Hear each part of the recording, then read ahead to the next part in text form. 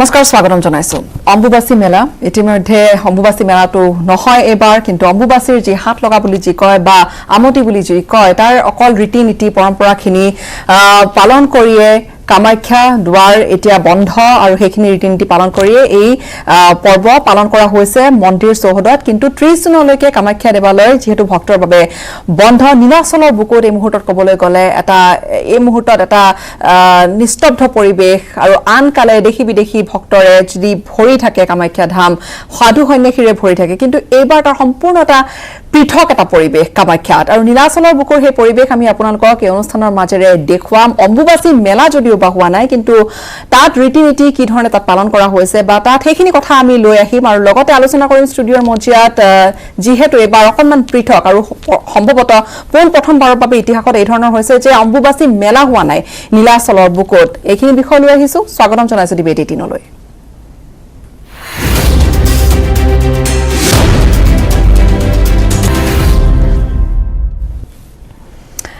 আৰু ষ্টুডিঅ দুগৰাকী অতিথি আছে কণ্ঠশিল্পী জ্যেষ্ঠ কণ্ঠশিল্পী সংগীতা কাকতি আছে আমাৰ হৈতে স্বাগতম জনাইছো আপোনাক আৰু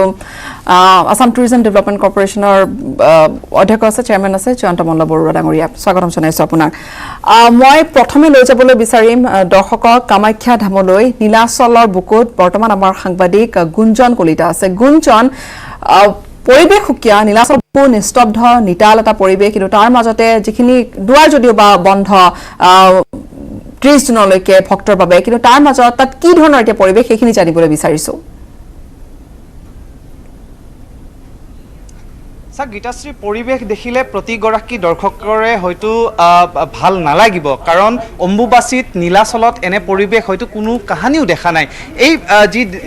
দোকান পোহাৰসমূহ দেখিছে এই যি চিৰিসমূহ দেখিছে অম্বুবাসীৰ সময়ত কেতিয়াও এইসমূহ চিৰি এনেধৰণে খালী হৈ পৰি নাথাকে যিসমূহ দোকান পোহাৰ থাকে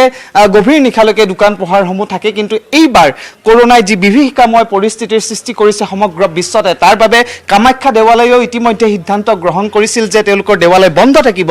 আৰু 30 জুনলৈকে কামাখ্যা দেৱালয় বন্ধ থাকিব আৰু তেনেস্থলত অম্বুবাসী মেলা আজিৰে পৰা আৰম্ভ হৈছে সেই সময়ত অম্বুবাসী এইবাৰ মেলাৰ পৰিৱৰ্তে কেৱল অম্বুবাসীৰ কেৱল বিধি বিধানহে ইয়াত পালন কৰা এইবাৰ দেখিবলৈ পোৱা গৈছে পুৱা প্ৰবৃত্তি আৰম্ভ হৈছে গৰ্ভগৃহৰ দুৱাৰ বন্ধ হৈছে আৰু ঠিক তেনে সময়ত বিভিন্ন প্ৰান্তৰ পৰা সাধু সন্যাসী ভক্তসকল আহি ভিৰ কৰে সেই নীলাচলত কিন্তু এইবাৰ পৰিস্থিতি সম্পূৰ্ণ বেলেগ সম্পূৰ্ণ এয়া দেখিছে যে মন্দিৰলৈকে যোৱা এয়া হৈছে পথ এই পথছোৱাত এতিয়া সম্পূৰ্ণ জনশূন্য হৈ পৰি ৰৈছে আৰু সম্পূৰ্ণ জনশূন্য পথ চোৱাত আজিৰে পৰা যেহেতু নীতি অনুসৰি যিখিনি নীতি নিয়ম অম্বুবাসীৰ কৰিব লাগে সকলোখিনি নীতি নিয়ম পালন কৰা হৈছে আৰু এই অম্বুবাসী মেলা আৰম্ভণিৰে পৰা জয়ন্ত মল্ল ডাঙৰীয়া আছে তেওঁ সকলোখিনি বিৱৰি ক'ব যে বিগত বৰ্ষত কিমান পৰ্যটন ক্ষেত্ৰত আমাৰ লাভ হৈছিল আৰু বিগত বৰ্ষত আমি দেখিছিলোঁ যে ৰাজ্যৰ বাহিৰতো পৰ্যটন বিভাগে প্ৰচাৰৰ দায়িত্ব তেওঁলোকে লৈছিলে কিন্তু এইবাৰ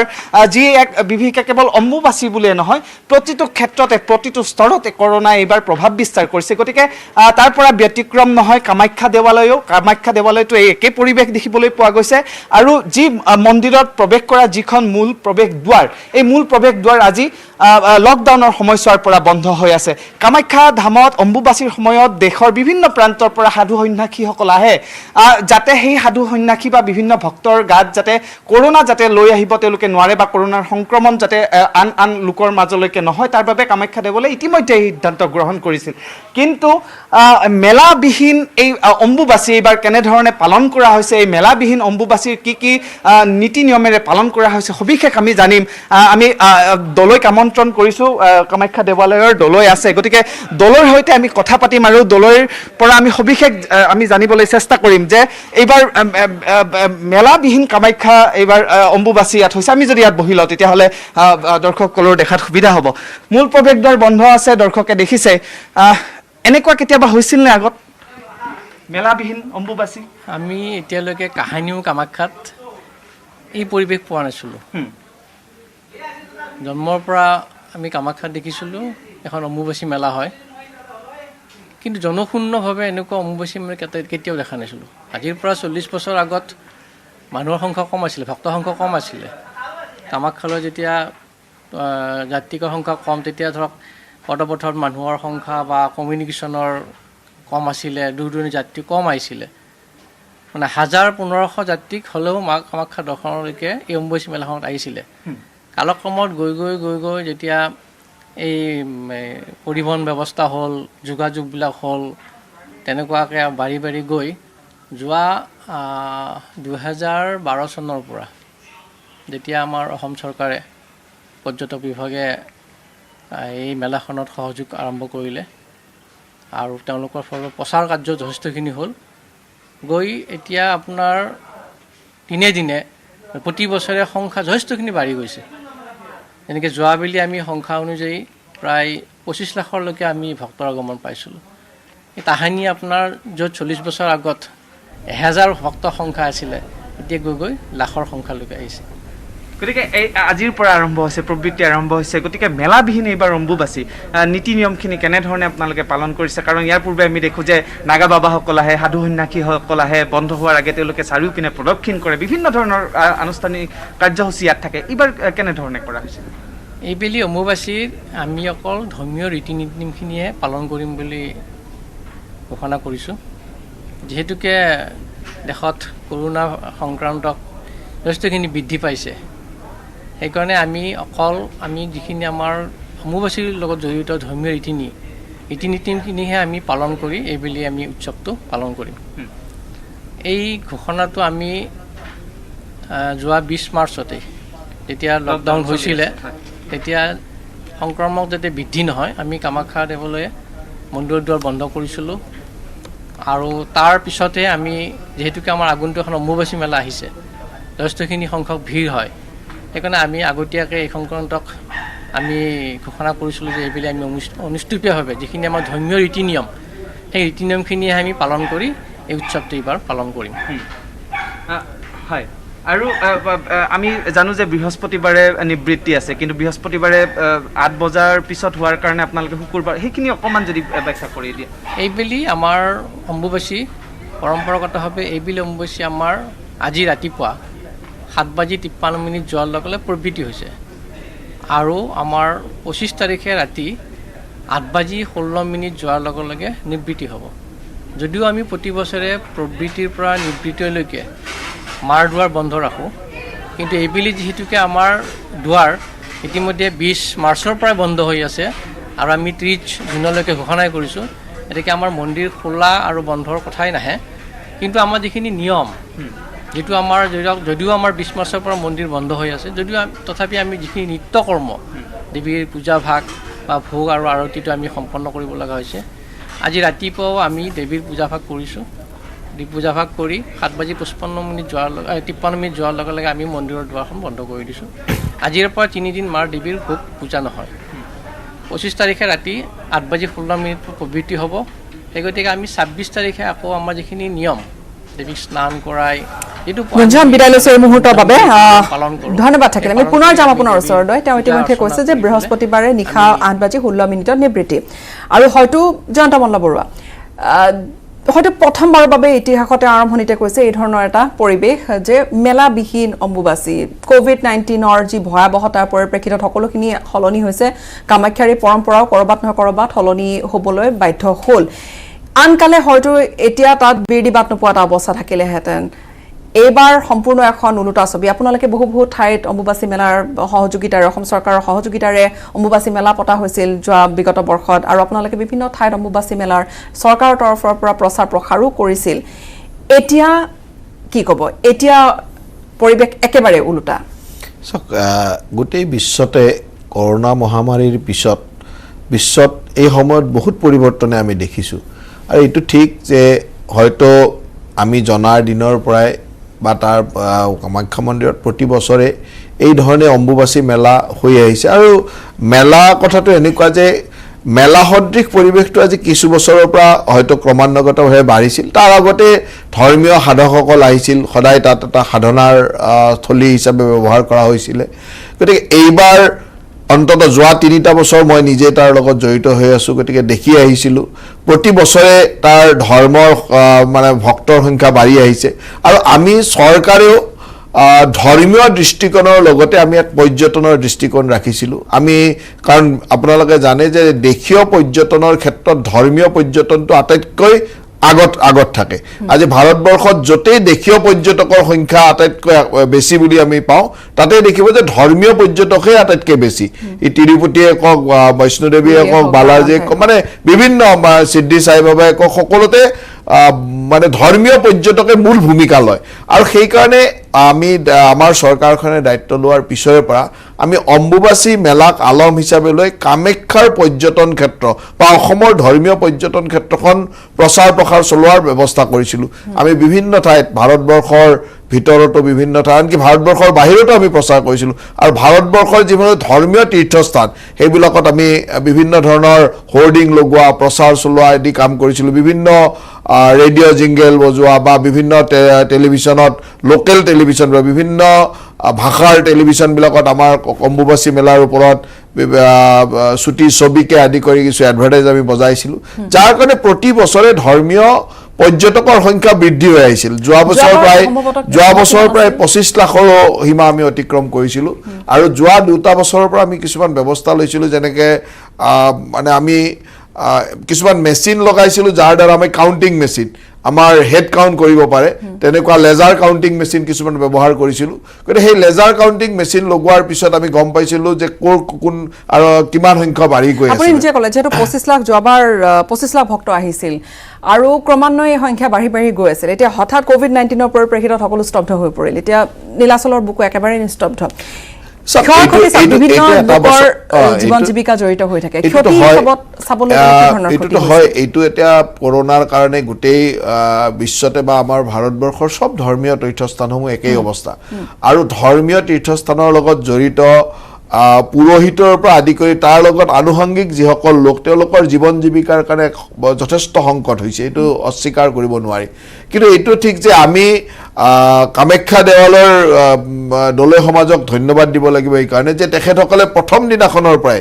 ঠিক লকডাউন হোৱাৰ পিছৰে পৰা তেওঁলোক কিন্তু একেবাৰে স্পষ্ট আছিল আৰু আমাৰ লগত সেই কথাটো হৈছিল চৰকাৰৰ ফালৰ পৰা তেওঁলোকে আমাক এপিল কৰিছিল যে কোনো কাৰণতে অম্বুবাচী মেলা হ'ব নালাগে আৰু এইটো হয় আজি এই সময়ত অম্বুবাচী মেলা যদি হয় তাত কিবাকৈ যদি 10 জনৰ পজিটিভ কেছ আহি যায় তেতিয়াহ'লে তাৰ পৰা কিমান সংক্ৰমণ হ'ব পাৰে কিমান ভয়াৱহতা হ'ব পাৰে গতিকে এই সিদ্ধান্ত তেওঁলোকে তেখেতসকলে সুন্দৰভাৱে লৈ আমাক জনাইছিল আৰু আমি সেইমতে অন্ততঃ যেহেতু বিভিন্নজনৰ জীৱন জীৱিকা নিৰ্ভৰ হৈ থাকে বা কেৱল ইয়ালৈ যে আহে অসম বুলি ক'লে কামাখ্যা দেৱালয়লৈ সকলো যায় কামাখ্যা ধামলৈ অম্বুবাচী বুলি ক'লে ভক্তৰ সোধ হয় আৰু কেৱল কামাখ্যা নহয় সেইসকল ভক্ত হয়তো দুদিন অম্বুবাচী মেলালৈ গৈ হয়তো আন ঠাইলৈ যায় হয়তো কাজিৰঙালৈ যায় উমানন্দলৈ যায় আন ঠাইলৈ যায় পৰ্যটনৰ দিশটোৰ পৰা চাবলৈ গ'লে কিমান লোকচান বুলি ভাবে পৰ্যটনৰ দিশৰ পৰা কথাটো এনেকৈ যে 25 লাখ ভক্ত যেতিয়া আহে তাত সৰহসংখ্যকে হয়তো আমি স্থানীয় বা অসমৰ ৰাজ্যৰে কিন্তু বহুতখিনি অন্ততঃ 4-5 লাখ ভক্ত থাকে যি বাহিৰৰ পৰা আহে বিশেষকৈ ৱেষ্ট বেংগলৰ পৰা এটা হিউজ কোৱান্টিটিত ভক্ত আহে তাৰ উপৰি এই যোৱা কেইবছৰমানৰ পৰা বিশেষকৈ গুজৰাট মধ্যপ্ৰদেশ বা সাউথ ইণ্ডিয়া দক্ষিণ ভাৰতৰ পৰাও যথেষ্ট ভক্ত অহা আৰম্ভ হৈছিলে গতিকে এই ভক্তসকল অহাৰ লগে লগে তাত অকল এই মেলাখন বুলিয়ে নহয় তাৰ আগে পিছে বা তাত সেইকেইটা দিনতো যথেষ্টখিনি পৰ্যটকৰ ফালৰ পৰা আমাৰ অঞ্চলটোৱে বা এই অসমখনে ৰাজহো পায় গতিকে এই সময়ত নিশ্চয়কৈ সেইটো লছ হৈছে কিন্তু মানুহৰ জীৱনতকৈতো আৰু সেই কথাটো ডাঙৰ হ'ব নোৱাৰে গতিকে আমি কাৰণ এই ঘটনাটো এনেকুৱা যে তাত যদি আজি মেলাখন খোলা ৰখা হয় তাৰ পৰা এনেকুৱা বহু মানুহৰ জীৱন সংকটত আহিব পাৰে গতিকে মানুহৰ জীৱনতকৈ আৰু এই কথাটো কেতিয়া ডাঙৰ হ'ব নোৱাৰে আৰু সেই কথাটোৰ কাৰণে আমাৰ দলৈ সমাজে প্ৰথমৰ পৰাই একচুৱেলি যদি আপুনি চাই গোটেই ভাৰতবৰ্ষত কিন্তু যোৱা 8 তাৰিখৰ পৰা মন্দিৰ বিলাক খুলিব দিছিলে যে সোশ্যাল ডিস্টেন্স ৰাখি মন্দিৰলৈ মানুহ যাব পাৰে কিন্তু এই অম্বুবাচী মেলা সন্মুখত থকা কাৰণে দলীয় সমাজে সিদ্ধান্ত লৈ উঠিছিল 30 তাৰিখলৈ আমি মন্দিৰ নুখুলো যাতে কোনো ধৰণৰ আৰু ইয়াত আটাইতকৈ ডাঙৰ সমস্যাটো হ'ল যে এই গোটেই মেলা সময়ত ভাৰতবৰ্ষৰ বিশ্বৰ বিভিন্ন প্ৰান্তৰ পৰা সাধু সন্যাসীসকল আহে তেওঁলোকে সাধনা কৰিবলৈ আহে কাৰণ এই মেলাখনৰ লগত অকল ধৰ্মীয় পৰ্যটক বা মানে মন্দিৰ দৰ্শন কৰাতকৈ বহু মানুহে এই সময়ত সাধনা কৰিবলৈ আহে আৰু সেই সাধকসকল এনেকুৱা নীৰৱ সাধক ক'ৰ পৰা আহে কেনেকৈ আহে কোনো ধৰিব নোৱাৰা বহুত সাধক আহে আৰু সেইকাৰণে আমি এই কথাত খুব ষ্ট্ৰিক হৈছিলোঁ আনকি আপুনি যদি লক্ষ্য কৰে কামাখ্যাৰ একেবাৰে ফুড হিলছতে তলতে ডাঙৰ বেৰিকেড লগাই থোৱা হৈছিল যাতে কোনোৱে উঠিব নোৱাৰে কাৰণ আমি এই কথাটো লক্ষ্য ৰাখিছোঁ আৰু আমাৰ তথ্য যিমান আমাৰ পৰা যোনে তথ্য লয় আৰু বিভিন্ন ঠাইসমূহত আমি এইটো প্ৰচাৰ কৰিছিলোঁ যে এইবাৰ মেলা নহয় কোনো ইয়াত আহিব নালাগে আনকি সাধনা কৰিবলৈ অহা লোকসকলকো আমি সুবিধা দিব নোৱাৰিম বা ইয়াত আহিব নোৱাৰিব সেই ধৰণৰ এটা প্ৰচাৰ চলোৱা হৈছিল কাৰণে এইবাৰ অন্ততঃ কোনো ধৰণৰ তেনেকুৱা সাধক অহা নাই মই আন এগৰাকী অতিথি আছে তেওঁক স্বাগতম জনাইছোঁ অৱসৰপ্ৰাপ্ত অধ্যাপক উমা শৰ্মা ডাঙৰীয়া তেখেত কৃষ্ণকান্ত সন্দিকৈ সংস্কৃত মহাবিদ্যালয়ৰ অৱসৰপ্ৰাপ্ত অধ্যাপক স্বাগতম জনাইছোঁ আপোনাক অম্বুবাচীৰ অসমীয়া সমাজ বুলিয়ে নহয় হিন্দু সমাজত অম্বুবাচীৰ এটা বিশেষ এটা মহত্ব আছে সেই বিষয়ে যদি আমাক অকণমান জনায়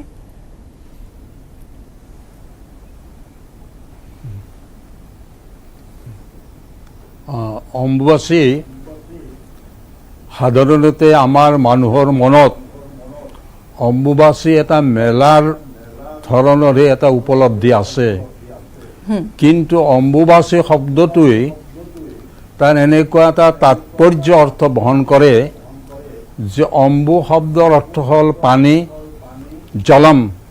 অম্বু তৎ জলম বাসয়তি বৰ্ষয়তি শুচয়তি ইতি অম্বুবাচী যে যি সময়ছোৱাত পৃথিৱীত অৰ্থাৎ পানীৰ প্ৰকোপ বাঢ়ি যায় আৰু পৃথিৱী মানে জলময় হৈ উঠে আৰু পৃথিৱীত এই জলৰ প্ৰাধান্যৰ কাৰণে ইয়াত এটা ৰসৰ সৃষ্টি হয় আৰু এই ৰসৰ সৃষ্টি হোৱাৰ কাৰণে এই অৱস্থাটোক কোৱা হয় পৃথিৱী বা ধৰিত্ৰী তেওঁ ঋতুমতী গতিকে এই অৱস্থাত তাত কোনো ধৰণৰ আমাৰ ধৰ্মীয় কৃত্যবোৰ যেনে পূজা অৰ্চনা ইত্যাদিবোৰ বাদ দিয়া হয় কৰা নহয় সন্ধ্যা বন্দন প্ৰভৃতিও বাদ পৰে আনকি মৃতকৰ যিবিলাক কাৰ্য আছে সেই কাৰ্যখিনি হ'ব কিন্তু অন্যান্য কিছুমান আমাৰ যিবিলাক কৰ্ম আছে মানে কাম্য কৰ্ম আছে এই কাম্য কৰ্মবোৰ অম্বুবাচীৰ ভিতৰত নহয় গতিকে অম্বুবাচী এটা সাধনাৰ সময় এইকাৰণে আমাৰ জয়ন্ত মল্ল বৰুৱাই কৈছে তাতে যে ভাৰতবৰ্ষৰ বিভিন্ন প্ৰান্তৰ পৰা সাধু সন্তবোৰ ইয়ালৈ আহে সাধনা কৰাৰ কাৰণে আৰু এই সময়ছোৱা দেৱীৰ ইয়াত সম্পূৰ্ণ তাত হয় অৱস্থান হয় কাৰণে আমাৰ যেনেকৈ কালিকা পুৰাণত কোৱা হৈছে যে অন্যত্ৰ বিৰলা দেৱী কামৰূপে গৃহে গৃহে যে কামৰূপত বিশেষ কৰি দেৱী ক্ষেত্ৰত আমি ভাৰতবৰ্ষৰ বিভিন্ন প্ৰান্তত মই গৈছোঁ অন্যান্যবিলাকত এই ধৰণৰ অম্বুবাচীৰ যিবিলাক কৃত্য আমি যি ধৰণে পালন কৰোঁ সেই ধৰণে অম্বুবাচী অন্যান্য প্ৰান্তত পালন কৰা নহয় যদিও এইটো সৰ্বভাৰতীয় এটা সাধনাৰ এটা সময় কিন্তু অন্যান্যবিলাকত আমি অসমত বিশেষ কৰি দেৱী ক্ষেত্ৰত আমি যি ধৰণে অতি চোৱা বুলি তাক গণ্য কৰোঁ পূজা অৰ্চনাবোৰ বাদ দিওঁ মন্দিৰ বন্ধ ৰখা হয় ঠিক সেই ধৰণে আমি কলিকতাতো দেখিছোঁ বা পশ্চিমবংগ অন্যান্য প্ৰান্তবিলাকতো দেখা গৈছে তেওঁলোকে সেই ধৰণে পালন নকৰে তাৰ তাৎপৰ্য হ'ল যে আমাৰ এইখন হ'ল দেৱী ক্ষেত্ৰ ইয়াৰ সাধনাৰ স্থল আৰু এই সাধনাৰ স্থলৰ কাৰণেই ভাৰতবৰ্ষৰ পৰা বিভিন্ন প্ৰান্তৰ পৰা সাধু সন্তবোৰ সাধনাৰ উদ্দেশ্যে ইয়ালৈ সমাগত হয় তেওঁলোক আহে সাধনা কৰে আৰু সাধনাৰ এই সময়ছোৱাতে হ'ল অতি উৎকৃষ্ট সময় আৰু এই কাৰণে ইয়াত সাধু সন্তবিলাকৰ এইকেইটা দিনত ইয়াত সাধু সন্যাসী আপোনাৰ ওচৰলৈ পুনৰবাৰ আহিম এটা চমু বাণিজ্যিক বিৰতিৰ সময় হৈছে বিৰতি এটা লৈছোঁ তাৰপিছত আলোচনা অব্যাহত ৰাখিম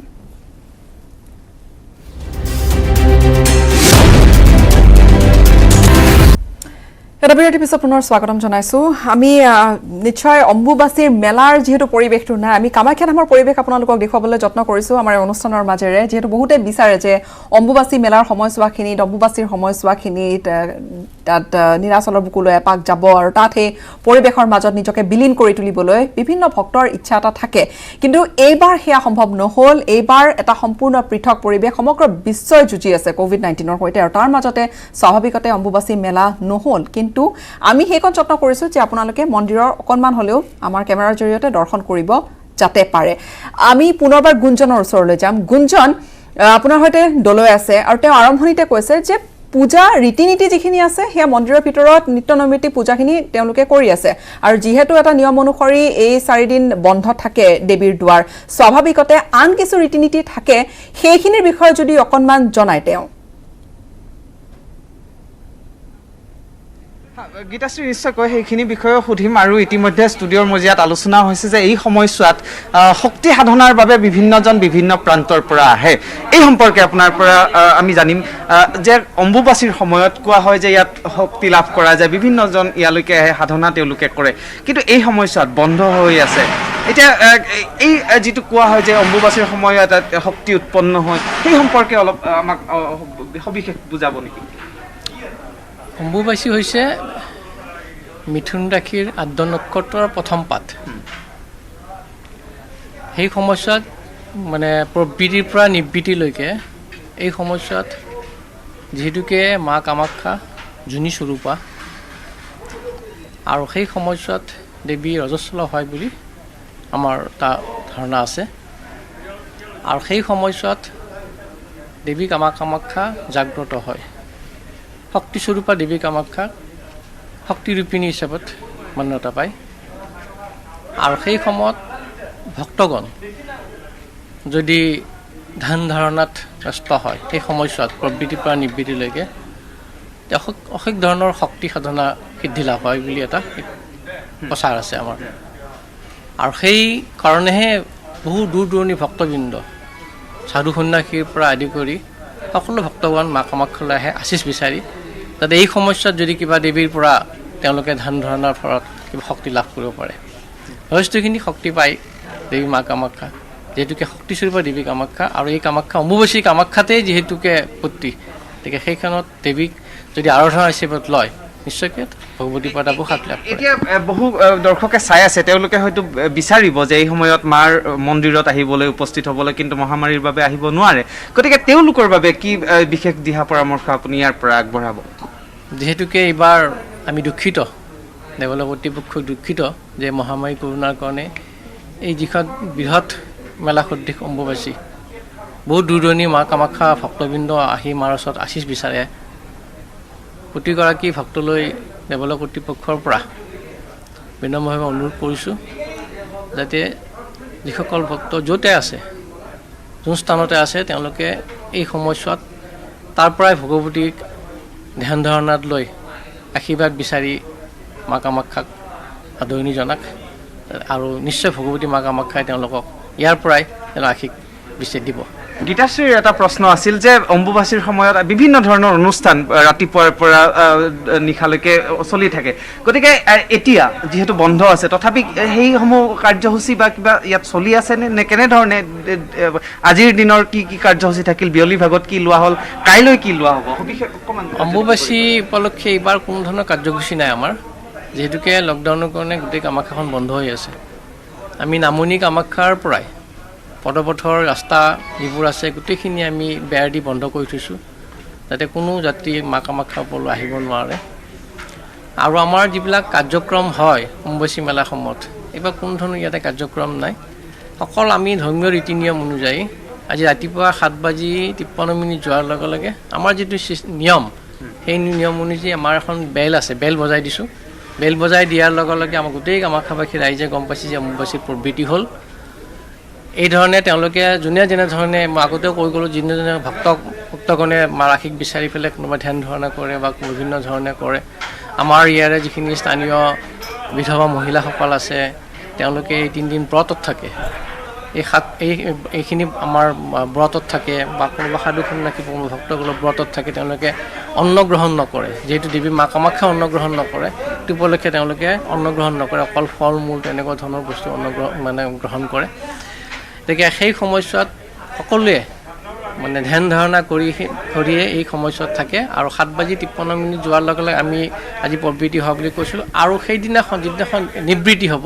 নিবৃত্তিৰ সময়তো আমি দেৱালয় কৰ্তৃপক্ষ 8:16 যোৱাৰ লগে লগে আমি এখন বেল বজাই দিম বেল বজাই দিয়াৰ লগে লগে সকলো জনগণে যিখিনি আমাৰ ওচৰ চুবুৰীয়া আছে কামাখ্যা ৰাইজত গম পাব যে নিবৃত্তি হৈছে গতিকে গীতাশ্ৰী প্ৰবৃত্তি আৰু নিবৃত্তি এই দুটা অনুষ্ঠানৰ বাহিৰে মাজৰ সময়ছোৱাত কোনো ধৰণৰ বিশেষ কাৰ্যসূচী কামাখ্যা দেৱালয়ত আন কোনো নাথাকে ধৰণৰে কেৱল কাৰ্যসূচী আনুষ্ঠানিকতাহে এই তেওঁলোকে বেলি এইবাৰ নাই। বৰ্তাইছে গুঞ্জন, কেৱল কিছু সময়ৰ অম্বুবাচী বাবে মেলা। আঁতৰিছো হয়। সংগীতা কাকতি আমাৰ সৈতে যিহেতু আছে আপোনাৰ নিজৰো সৃষ্টি আছে আপুনি বন্দনা তেনেধৰণে গাইছে অকণমান যদি আমাক শুনাই এই সুযোগতে আমি আটাইয়ে জানো মা কামাখ্যা আমাৰ শিৱ আৰু সতীৰ যিটো হেৰি হৈছিলে ভাৰতবৰ্ষৰ 51খন শক্তিপীঠ আছে তাৰ মাজতে আটাইতকৈ মানে বেছি ষ্ট্ৰং শক্তিশালী শক্তিপীঠ বুলিবলৈ হ'লে আমাৰ এই কামাখ্যা দেৱালয় গতিকে মই তেনেকৈ স্তোত্ৰ এটা গাব খুজিছোঁ স্তোত্ৰ এটা দি আৰম্ভ কৰিছোঁ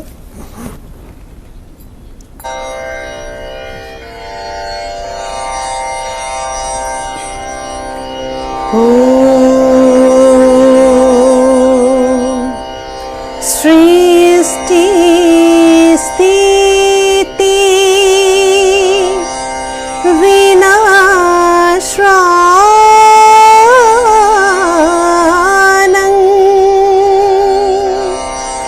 শক্তি ভূতে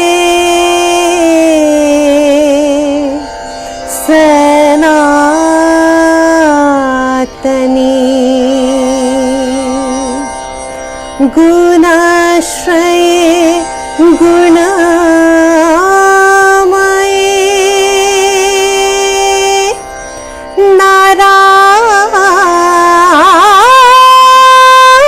নারায়ণী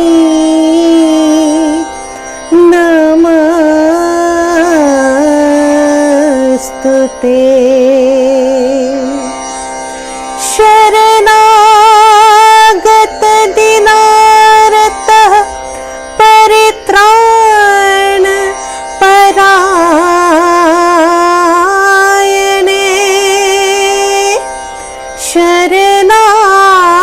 शरणागत दिनारतः परित्राण परायणे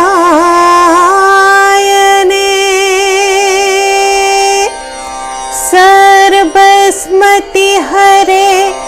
देवी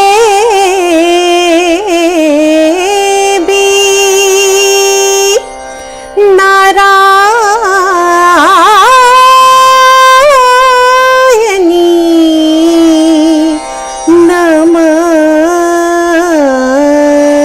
नमस्ते सर्वमंगला मंगल्ये शिवे सर्वमंगला मंगल्ये शिवे सर्वार्थ साधिके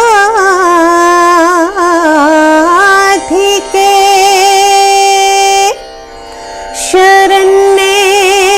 त्र्यंबके गौरी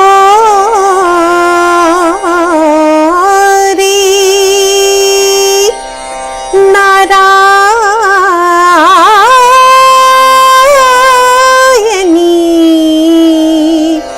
नमस्ते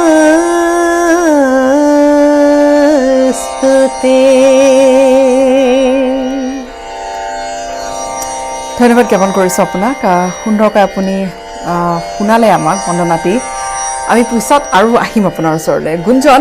যিহেতু 30 জুনলৈ বন্ধ থাকিব কামাখ্যাৰ মূল দুৱাৰ 30 জুনলৈকে তেওঁলোকে বন্ধ ৰখাৰ সিদ্ধান্ত ইতিপূৰ্বে ঘোষণা কৰিছিলে কিন্তু 30 জুনৰ পিছত কি অম্বুবাচী হয়তো পাৰ হৈ গ'ল তাৰ পিছত 30 জুনৰ পিছত কি প্ৰক্ৰিয়াৰে তেওঁলোকে ভক্তৰ বাবে মুকলি কৰিব দুৱাৰ কিবা বিশেষভাৱে তেওঁলোকে নিৰ্দিষ্ট কৰি দিছে নেকি যে এইখিনি সংখ্যক দৰ্শকেহে তাত যাব পাৰিব কিবা চিন্তা চৰ্চা কৰিছে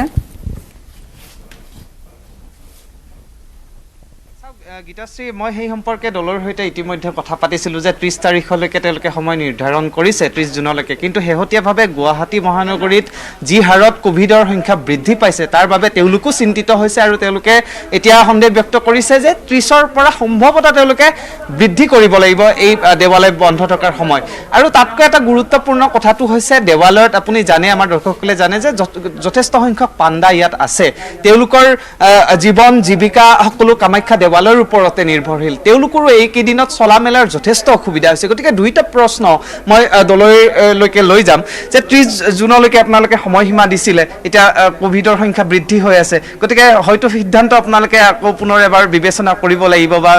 এই ক্ষেত্ৰত। আৰু পাণ্ডাসকলৰ এই ক্ষেত্ৰত চলা মেলাৰ ক্ষেত্ৰত কেনেধৰণৰ অসুবিধা হৈছে সেই সম্পৰ্কে যদি আপুনি অলপ বিৱৰি কয়। 20 মাৰ্চৰ পৰা আমি 30 জুনলৈকে বৰ্তমান এই COVID-19 প্ৰতিৰোধৰ প্ৰতি লক্ষ্য ৰাখি দেৱালয়ৰ দুৱাৰ বন্ধ ঘোষণা কৰিছিলোঁ। আগন্তুক আমাৰ 30 জুনৰ আগত আমি আকৌ কমিটিৰ বৈঠক এখন বহাম। বৈঠকত সিদ্ধান্ত যিটো হয় আপোনালোকক আমি প্ৰচাৰ মাধ্যমৰ যোগে জনাই দিম। যদি পৰিস্থিতি ঠিকে থাকে তেতিয়া মন্দিৰ খুলিব পাৰিম নে নোৱাৰিম তেনেধৰণৰ এটা আমি আলোচনা কৰি লৈ পেলাই আপোনাৰ 28-29 তাৰিখৰ ভিতৰত আমি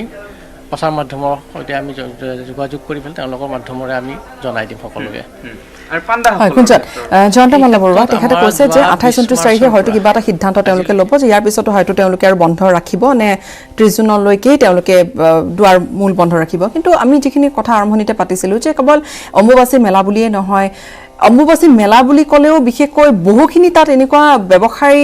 থাকে যিসকলে হয়তো সৰু সুৰা সামগ্ৰী কিছু মেলা, যিহেতু মেলা সদৃশ এটা পৰিৱেশ, তাত তেওঁলোকৰ হয়তো এইবাৰ তেওঁলোকৰো লোকচান আৰ্থিকভাৱে যথেষ্টখিনি হৈছে। কিন্তু সমান্তৰালকৈ নিশ্চয়কৈ COVID-19 যুঁজখনো আছে, সেই দিশৰ পৰা চাবলৈ গ'লে কিমান ক্ষতি আচলতে? ক্ষতিটো ঠিক তেনেকৈ তেওঁলোকৰ বাবে কিবা কথা ভাবিছে নেকি যে হিচাপ কৰি ক'ব পৰা ক্ষতিৰ সংখ্যা নাই, কিন্তু ক্ষতিটো যথেষ্ট হৈছে। কাৰণ তাত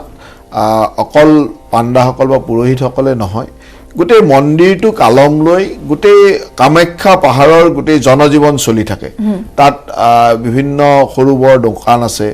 সেই দোকানবিলাকৰ মন্দিৰত অহা তীৰ্থযাত্ৰীসকলৰ ওপৰত ভিত্তি কৰিয়ে চলি থাকে। আৰু এই মেলাৰ সময়ত সেইসকল লোকেই এই মেলাত ইমানখিনি মানুহ আহিব, 20 লাখ 25 লাখ মানুহ আহিব, গতিকে তেওঁলোকৰ গোটেই বছৰৰ এটা ডাঙৰ ব্যৱসায় সেই সময়টোত হয়, গতিকে ক্ষতি যথেষ্ট হৈছে। আৰু এই চৰকাৰৰ প্ৰথম প্ৰায়ৰিটিটো আছিল যে আমি কোভিড মহামাৰীৰ সৈতে সংগ্ৰামখন আৰম্ভ কৰোঁতে আমি চাইছিলোঁ যে কেনেকৈ মহামাৰীৰ পৰা প্ৰতিৰোধ কৰিব পাৰি। এতিয়া সময় আহিব যেতিয়াই মহামাৰী, এতিয়া ধৰক গুৱাহাটীত কিছুদিনৰ পৰা আকৌ অলপমান সংখ্যা বঢ়াৰ কাৰণে আমাৰ চৰকাৰেও সেই ক্ষেত্ৰত যথেষ্ট চিন্তা কৰিব লগা হৈছে। কিন্তু ইয়াৰ লগে লগে ইয়াৰ পিছত কিছুমান এনেকুৱা কথা আহিব যে এই মহামাৰীৰ পৰা পৰিত্ৰাণ পোৱাৰ লগে লগে ক্ষতিসমূহ কি ধৰণে কাক সহায় কৰিব পৰা যায়। আৰু ইতিমধ্যে আমাৰ কেন্দ্ৰীয় চৰকাৰৰ যিখিনি আঁচনি ঘোষণা কৰিছিল তাত তেনেকুৱা কিছুমান আঁচনি দিয়া আছে। ঠিক তেনেদৰে আমিও ৰাজ্য চৰকাৰেও ইয়াৰ লাভম লৈ বা কিছুদিন পিছত হয়তো ইয়াৰ পৰা পৰিত্ৰাণ পোৱাৰ পিছত এই যে বৃহৎ ক্ষতি হ'ল সেই মানুহখিনিক থিয় হৈ থাকিবৰ কাৰণে আজি পৰ্যটন উদ্যোগৰ লগত যিসকল লোক জড়িত, এই কামাখ্যা বুলিয়ে নহয় সমগ্ৰ পৰ্যটন উদ্যোগৰ লগত যিসকল জড়িত সেইসকল লোকক যদি আমি ভৱিষ্যতৰ কাৰণে অকণমান থিয় হৈ পোন হৈ থাকিবলৈ নিদিওঁ তেতিয়াহ'লে এই পৰ্যটন উদ্যোগখন আমি ভৱিষ্যতলৈ কেনেকৈ চলাম। গতিকে এই কথাবিলাক আমি নিশ্চয়কৈ সময়ত চিন্তা কৰিম। কিন্তু এতিয়া ডাঙৰ সমস্যাটো হৈছে যে আমি ৰোগৰ লগত যুঁজি আছোঁ। ৰোগৰ লগত যুঁজি ৰোগীসকলক বা ইয়াত আক্ৰান্তৰ সংখ্যা যাতে কমাই ৰাখিব পাৰি, ইয়াত বিয়পাৰ সংখ্যাটো কমাই ৰাখিব, সেইটো আমাৰ মূল প্ৰায়ৰিটি। আৰু সেইটো শেষ হোৱাৰ লগে লগে সেই পৰিৱেশটো যেতিয়া আহিব তাৰপিছত ইয়াত যিখিনি ক্ষয় ক্ষতি হ'ব তেওঁলোকক কেনেকৈ উদ্ধাৰ কৰিব পৰা যায়, তেওঁলোকক কি সহায় কৰিব, চৰকাৰে সেইখিনিতো প্ৰায়ৰিটি নিশ্চয়কৈ থাকিব। এটা বিৰতিৰ সময় হৈছে, বিৰতিৰ পিছত জানিম যিহেতু অম্বুবাচীৰ সময়ত ব্ৰত বা এই ধৰণৰ কথা কিছুমান থাকে, সেইখিনি কিয় আহি পৰিল আমাৰ সমাজখনত, সেইখিনি কথা জানিম উমা শৰ্মাৰ পৰা এটা বিৰতিৰ পিছত।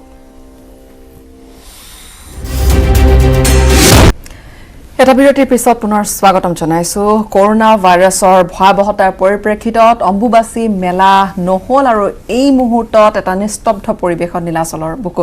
আমি অম্বুবাচী মেলা ৰীতি নীতিৰ কথা বিৰতিৰ পূৰ্বে পাতি আছিলোঁ আৰু লগতে সেইসকল ব্যৱসায়ী যিসকলৰ ভালেখিনি লোকচান হৈছে নীলাচলত যিসকলে দোকান পোহাৰ দি চলাই আছিল পৰিয়াল বা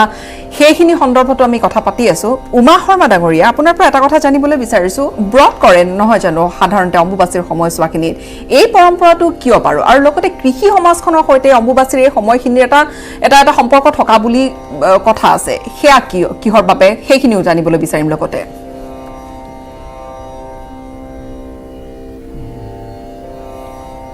যে অম্বুবাচী এই সময়ছোৱাত জপকাৰ্য আমাৰ যিটো সাধনা অকল আমি এইকাৰণে কৈছোঁ যে অম্বুবাচী এটা মেলা উৎসৱৰ কৃত্য নহয় অৰ্থাৎ অম্বুবাচীক যদি আমি মেলা হিচাপে ধৰোঁ তেতিয়াহ'লে ভাৰতবৰ্ষত আৰু বহুতো তেনেধৰণৰ প্ৰকাণ্ড মেলাবোৰ হয় কিন্তু আজি সেই মেলাবোৰৰ ভাৱ আজি কামাখ্যাত যে অম্বুবাচীৰ যিটো ভাৱ সেই ভাৱটো অন্য মেলাবিলাকত অহা নাহে এইকাৰণেই যে ইয়াত এটা সাধনাৰ স্থল আৰু এই সময়ছোৱাত সাধনা কৰাৰ কাৰণে জপ কৰাৰ কাৰণেই ইয়াত সাধু সন্তবিলাকৰো সমাগম হয় এইকাৰণে আমাৰ ইয়াত কোৱা হৈছে যে কিছুমান কাৰ্য নিষেধ কৰা হৈছে যেনেকৈ পূজা অৰ্চনাবোৰ নিষেধ হৈছে কিন্তু জপক্ৰিয়াবোৰ যিবিলাক সাধনাৰ ক্ৰিয়া এই সাধনাৰ ক্ৰিয়াবিলাকক কেতিয়াও বাদ দিয়া হোৱা নাই এই ইয়াতে কামাখ্যা ধামতেই ইয়াৰ পূৰ্বত আমাৰ ৰমণীকান্ত দেৱ শৰ্মা এটা ডাঙৰ তান্ত্ৰিক আছিল মোৰ গুৰু দীক্ষাগুৰু আছিল ডাক্তৰ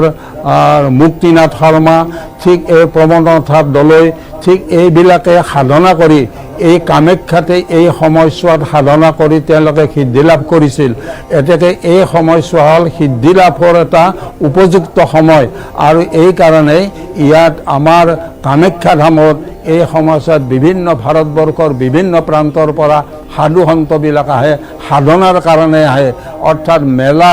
এটা যে আমাৰ ব্যৱসায়ৰ ভিত্তিত ব্যৱসায় দৃষ্টিৰে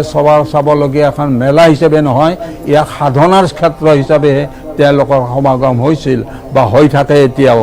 গতিকে এইকাৰণেই যে ইয়াত এই সময় এটা বিজ্ঞান আছে আমাৰ কৃষিৰ লগত ইয়াৰ অৰ্থাৎ এই সময়ছোৱাত পৃথিৱীত এনেকুৱা এটা ৰসৰ সৃষ্টি হয় যে দূষিত ৰসৰ সৃষ্টি হয় যি সময়ছোৱাত যদি নতুনকৈ বৃক্ষবোৰ তাত ৰোপণ কৰা হয় তেতিয়াহ'লে তাত কেতিয়াও সেই বৃক্ষ কেতিয়াও গছ গছনিবোৰ বাচি নাথাকে ঠিক তেনেকৈ মোৰ কিতাপ এখনৰ সনাতনীয় চিন্তন বুলি মই লিখা কিতাপখনত মই উল্লেখ কৰিছোঁ যেনেকৈ মানৱী শৰীৰত যেনেকৈ ঋতুমতী অৱস্থাত তাত যদি কোনো প্ৰজননৰ প্ৰক্ৰিয়া চলে তেতিয়াহ'লে সেই প্ৰক্ৰিয়াৰ ফলত যিটো স্থিতি হয় সন্তানৰ সেই সন্তান যেনেকৈ কণা কোজা বিভিন্ন ৰোগাক্ৰান্ত হয় ঠিক তেনেধৰণে পৃথিৱীতো এটা ৰসৰ সৃষ্টি হয় আৰু এই ৰসৰ সৃষ্টি হোৱাৰ কাৰণে এই সময়ত বপনবোৰ অৰ্থাৎ বীজ বপন বীজ ছটিয়াই দিয়া আমাৰ কৃষি কৰ্মবিলাক কৰা এইটো সমস্তবোৰ নিষেধ কৰা হৈছে আমাৰ এই কাৰণেই যে ইয়াত এটা পৃথিৱীত এটা ৰসৰ সৃষ্টি হয় আৰু যি ৰসটোৱে সমস্ত বীজ এইবিলাকৰ আমাৰ ক্ষতিকৰ হয় ঠিক তেনেদৰে ব্ৰত কৰাৰ যি পৰম্পৰা ব্ৰত আচলতে কিয় কৰে অম্বুবাচীৰ সময়ত বা এই হাত লগা সময়খিনিত নহয় ব্ৰত কৰে ব্ৰতে হ'ল মানৱৰ সাধনাৰ এটা প্ৰধান এয়া হ'ল ব্ৰত যে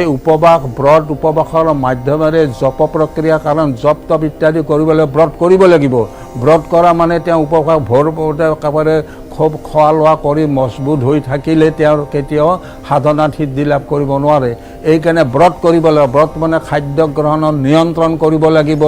আমাৰ তেনেকৈ ইয়াতে আছে অম্বুবাচীৰ সময়ত যে তেনেকৈ যতি ব্ৰতী ব্ৰহ্মচাৰী সন্ন্যাসী এইবিলাকে ব্ৰাহ্মণসকলে তেওঁলোকে ব্ৰত কৰি থাকিব অৰ্থাৎ তেওঁলোকে ফলাহাৰ কৰিব সিদ্ধ অন্ন গ্ৰহণ নকৰাৰ তাৎপৰ্য হ'ল যদি সিদ্ধ অন্ন গ্ৰহণ কৰে তাৰ পৰা শৰীৰত ৰসৰ সৃষ্টি হ'ব আৰু সেই ৰসৰ সৃষ্টি হ'লে সেই শৰীৰৰ ৰসৰ কাৰণে তেওঁলোকৰ নিদ্ৰাভাৱ জাগৃত হ'ব কামভাৱ জাগৃত হ'ব ইত্যাদি কাৰণত তেওঁলোকে সাধনাৰ পৰা বিচ্যুত হ'ব লাগিব আঁতৰি আহিব গতিকে সাধনাত সিদ্ধি লাভ কৰাৰ কাৰণে ব্ৰত এটা অত্যন্ত আৱশ্যকীয় যিটো সাধনাৰ কথা আছে আমাৰ পতঞ্জলি যোগদৰ্শনত কৈছে যে চিত্তৰ বৃত্তিবিলাকক ৰোধ কৰি দিয়াৰ গতিবিচ্ছেদ কৰি দিয়াৰ কাৰণে হ'ল সাধনা ব্ৰতবোৰ যোগ চিত্তবৃত্তি নিৰোধ চিত্তৰ বৃত্তিবিলাকৰ গতিহীন কৰি দিয়াৰ কাৰণে আমাৰ এই সমস্ত ব্ৰতবিলাক কৰাৰ কথা আছে, জপৰ কথা আছে। গতিকে এই সময়ছোৱাত জপত সিদ্ধি লাভ অতি শীঘ্ৰেই সিদ্ধি লাভ হয়। এইকাৰণে এই সময়ছোৱাত কামাখ্যাত আমাৰ যিবিলাক তাত পুৰোহিত শ্ৰেণী আছে আৰু অন্যান্য যিবিলাক সাধক আছে তেওঁলোকে এই সময়ছোৱাত আহি তাত সাধনা কৰে, ব্ৰত কৰে। ব্ৰতৰ শব্দৰ অৰ্থই হ'ল যে উপবাস প্ৰভৃতিৰ মাধ্যমেৰে খাদ্য নিয়ন্ত্ৰণ কৰি তেওঁলোকে আত্মসংযমন কৰি কেনেধৰণে পৰম তত্ত্বলৈ গতি কৰিব পাৰে তাৰ চিন্তা চৰ্চা কৰাৰ কাৰণে ব্ৰত কৰা হয়। আৰু এই কাৰণে ইয়াতে এই সময়ছোৱা এটা ব্ৰতৰ সমুচিত সময়, উপযুক্ত সময়। এই কাৰণে এই সময়ছোৱাত ব্ৰত কৰাৰ কাৰণে নিৰ্দেশ দিছে, শাস্ত্ৰই নিৰ্দেশ দিছে। আৰু তেনেকৈ কৃষি কৰ্ম প্ৰভৃতিও কিছুমান নিষেধ কৰিছে। এইকাৰণে যে এই সময়ছোৱাত তাত বপন প্ৰভৃতি ক্ৰিয়া কৰিলে সি কেতিয়াও বৃক্ষাদিৰ শ্ৰীবৃদ্ধি নহ'ব, শস্য বৃদ্ধি নহ'ব। ধন্যবাদ। আপুনি গোটেইখিনি কথা খুব সুন্দৰভাৱে বুজাই কৈছে। মই পুনৰবাৰ সংগীতা কাকতিৰ ওচৰলৈ আহিম, যদি আমি আকৌ অকণমান যদি শুনিব পাৰোঁ কিবা আপোনাৰ পৰা।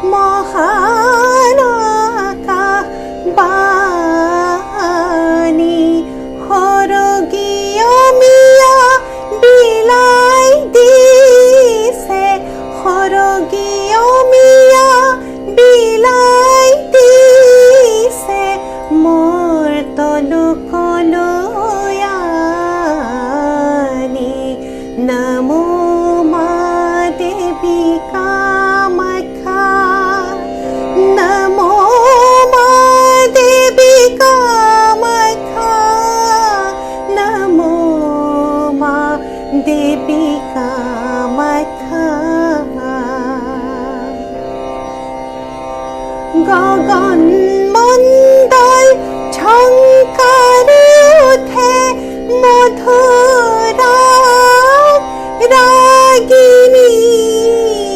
সুৰৰ সভাত জিলিকে চোৱা,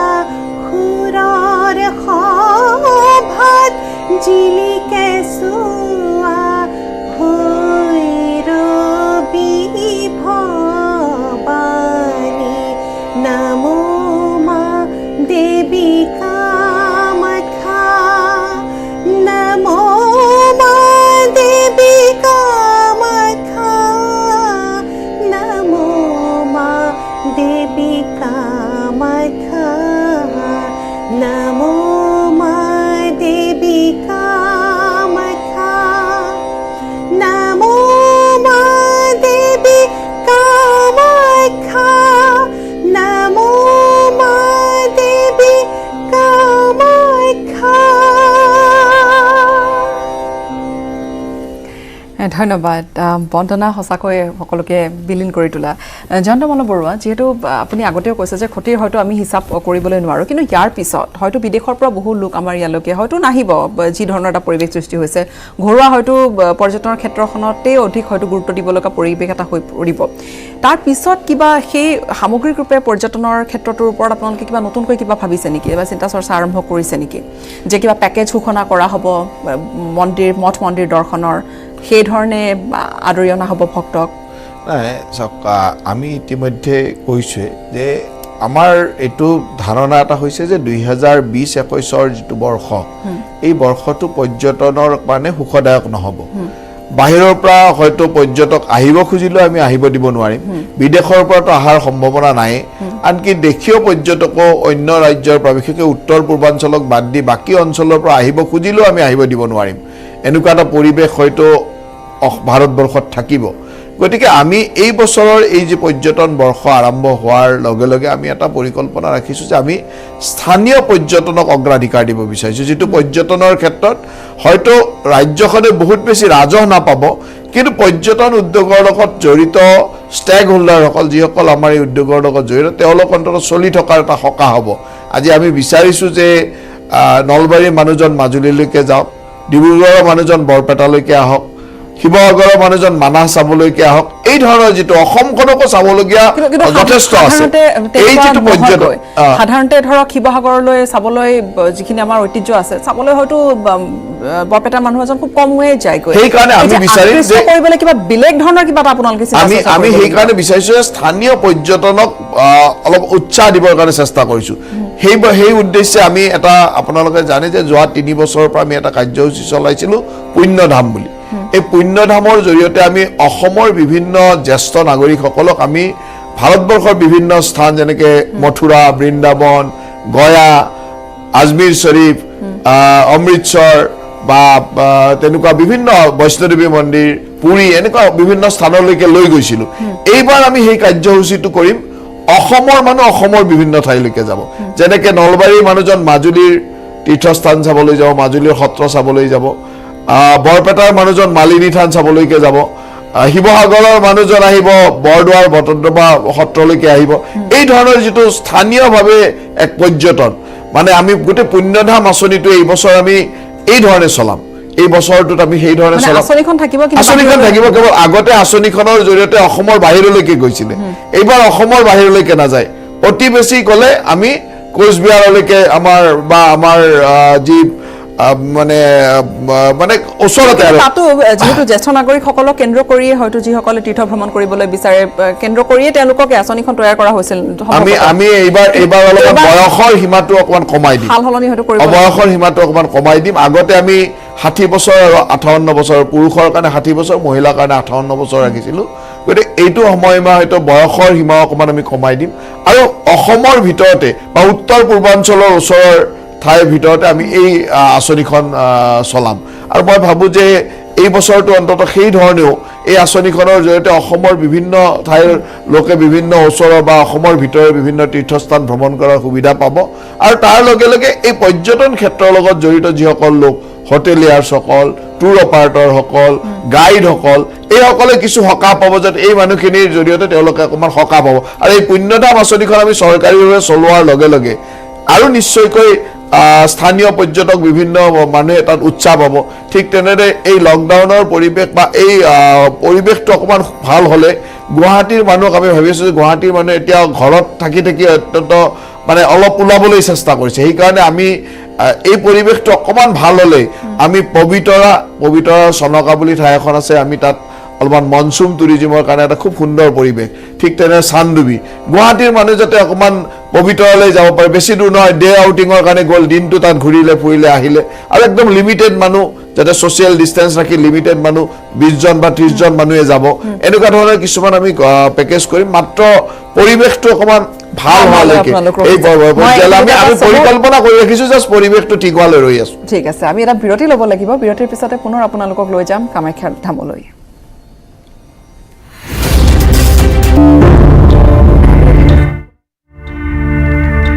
লৈ যাবলৈ বিচাৰিছোঁ গুঞ্জনৰ ওচৰলৈ। গুঞ্জন, পৰিৱেশ সুকীয়া, আপুনি আৰম্ভণিৰ পৰা আছে আৰু দলৈ আপোনাৰ সৈতে কথা পাতিছে। তেওঁ ইয়াৰ পিছত হয়তো 30 জুনৰ পিছৰ পৰিৱেশ কি হ'ব পাৰে সেয়া তেওঁ ইতিমধ্যে কৈছে যে বৈঠক কৰা হ'ব আৰু বৈঠকৰ পিছত এটা সিদ্ধান্ত 28-29 তাৰিখে তেওঁলোকে হয়তো জনাব। কিন্তু তাত যিসকল আমি আৰম্ভণিতে কথা পাতিছিলোঁ, যিসকলে সৰু সুৰা দোকান দি তাত চলি আছে, বছৰ পিছত বছৰ তেওঁলোকৰ সেই দোকান তাত সেই ঠাইত আছে আৰু হয়তো গোটেই বছৰটোৰ অধিকাংশ উপাৰ্জন তেওঁলোকে এই অম্বুবাচীৰ মেলাৰ এই সময়খিনিতে তেওঁলোকে কৰে। তেওঁলোকৰ সৈতে কথা পাতিছিল নে? তেওঁলোকৰ মনৰ ভাৱ কি? চাওক গীতাশ্ৰী, আমি তেওঁলোকৰ সৈতে দিনৰ ভাগত কথা পাতিছিলোঁ। যি 2-1 সীমিত সংখ্যক দোকান পোহাৰ খোলা আছে, কাৰণ গোটেই পাহাৰখনৰে ইয়াত অৰ্থব্যৱস্থাটো, তেওঁলোকৰ জীৱন যাপনটো কেৱল কামাখ্যা দেৱালয়ৰ ওপৰত নিৰ্ভৰশীল। আজি আমি তলত দেখিছিলোঁ যে যি স্থানত কামাখ্যাত অম্বুবাচী চলাৰ সময়ত পূজাৰ সামগ্ৰীসমূহ বিক্ৰী কৰা হয়, তাত এতিয়া চব্জিৰ দোকান বহিছে, তাত এতিয়া ফল মূলৰ দোকান বহিছে। গতিকে কিছু পৰিৱৰ্তন কামাখ্যা ধামতো আছে। আৰু আমাৰ লগত কবীন্দ্ৰ শৰ্মা বৰ্তমানো আছে আৰু অনুৰোধ ৰক্ষা কৰি আমাৰ সৈতে ইয়াত থকাৰ বাবে পুনৰবাৰ আপোনাক ধন্যবাদ জ্ঞাপন কৰিছোঁ। এই যিটো পৰিৱৰ্তন কামাখ্যা দেৱালয়ত আহিছিলে, পূৰ্বতে তেওঁলোকে পূজাৰ সামগ্ৰী বিক্ৰী কৰিছিল, এতিয়া তেওঁলোকে ফল মূল বিক্ৰী কৰিবলগীয়া হৈছে, চব্জি দোকান দিবলগীয়া হৈছে। নিশ্চয়কৈ লকডাউনে সকলোকে প্ৰভাৱ পেলাইছে। হয়, এই ক্ষেত্ৰত আমাৰ যথেষ্টখিনি প্ৰভাৱ পৰিছে। এই ক্ষেত্ৰত আমাৰ ইয়াতে যিসকল যাত্ৰীক আহে, যাত্ৰীখিনিয়ে মা কামাখ্যা দৰ্শনলৈকে অহা সময়ত তেওঁলোকে পূজাৰ সামগ্ৰী ক্ৰয় কৰে বা পূজাৰ লগত জড়িত যিখিনি হোম যজ্ঞৰ সামগ্ৰী ক্ৰয় কৰি মন্দিৰলৈকে আহে,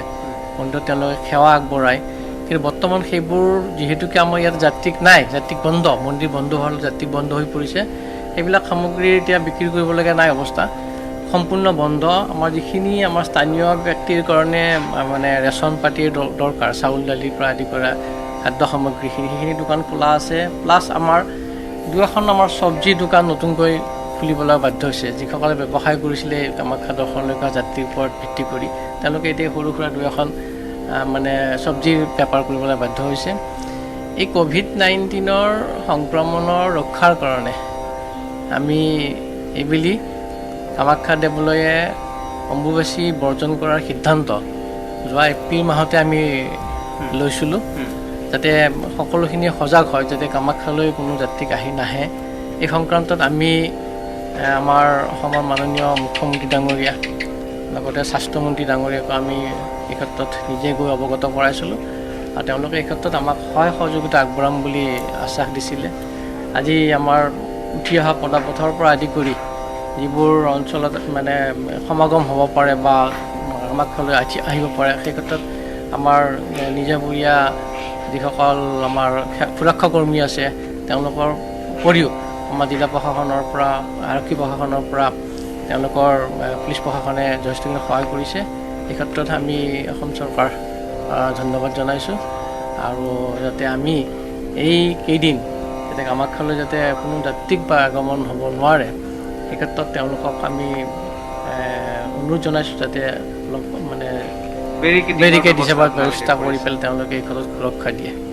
গীতাশ্ৰী, এয়া আছিল কবীন্দ্ৰ শৰ্মা আৰু তেওঁ আমাক সময় দি তেওঁ সকলোখিনি বিৱৰি ক'লে। আৰু আপুনি কোৱাৰ ধৰণে পৰিৱৰ্তন নিশ্চয় আহিছে, সৰু সৰু দোকানসমূহতো পৰিৱৰ্তন আহিছে তেওঁ ক'লে। আৰু আমি ৰাতিপুৱাৰ ভাগতো দেখিছিলোঁ যে পূজাৰ সামগ্ৰী তেওঁলোকে পূৰ্বতে বিক্ৰী কৰিছিল, আজি সেই স্থানত কিন্তু পাচলি বিক্ৰী কৰিবলৈ বাধ্য হৈছে। ধন্যবাদ গুঞ্জন, আমাক এইখিনি সময় দিলে। আপুনি পোনপটীয়া সম্প্ৰচাৰত থাকিলে আৰু তেখেতক ধন্যবাদ জ্ঞাপন কৰিছোঁ অনুষ্ঠানত।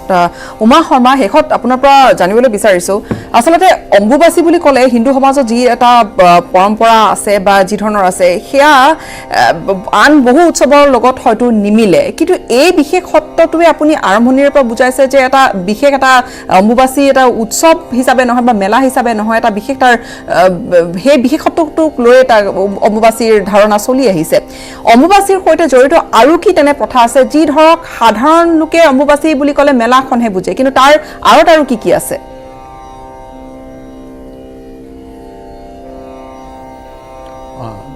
মই সৰ্বপ্ৰথমেই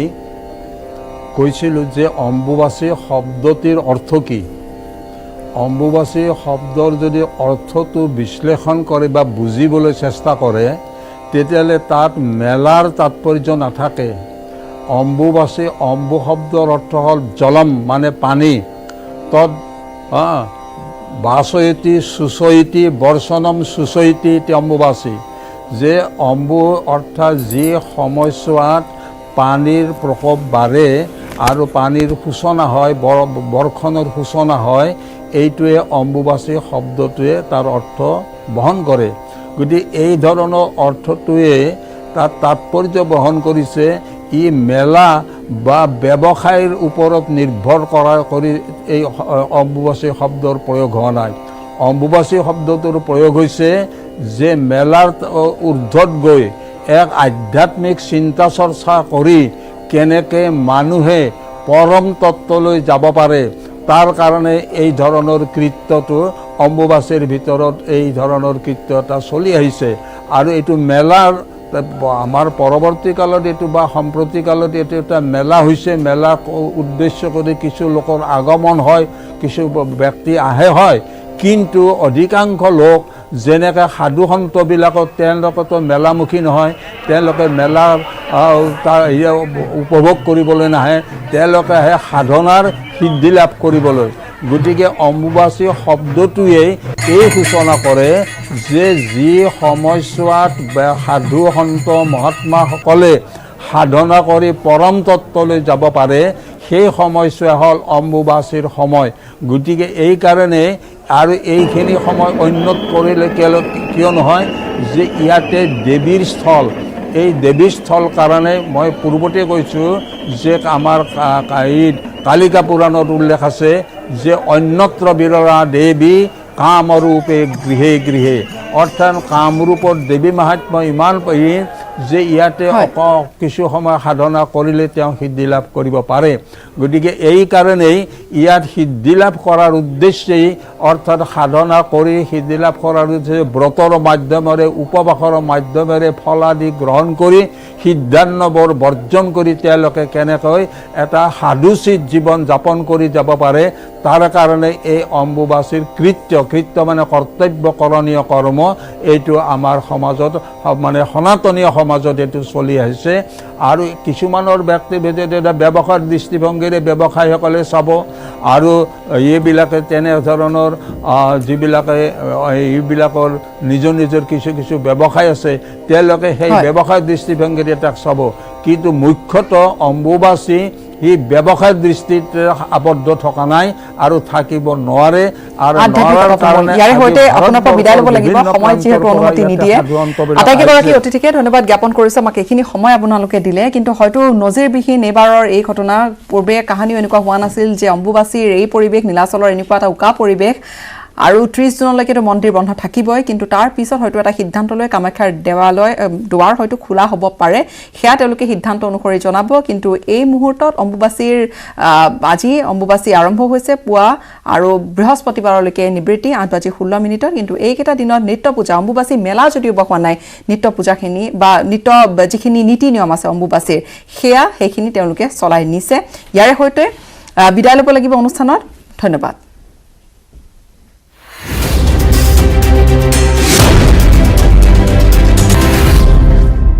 This news is powered by SMC Moneywise.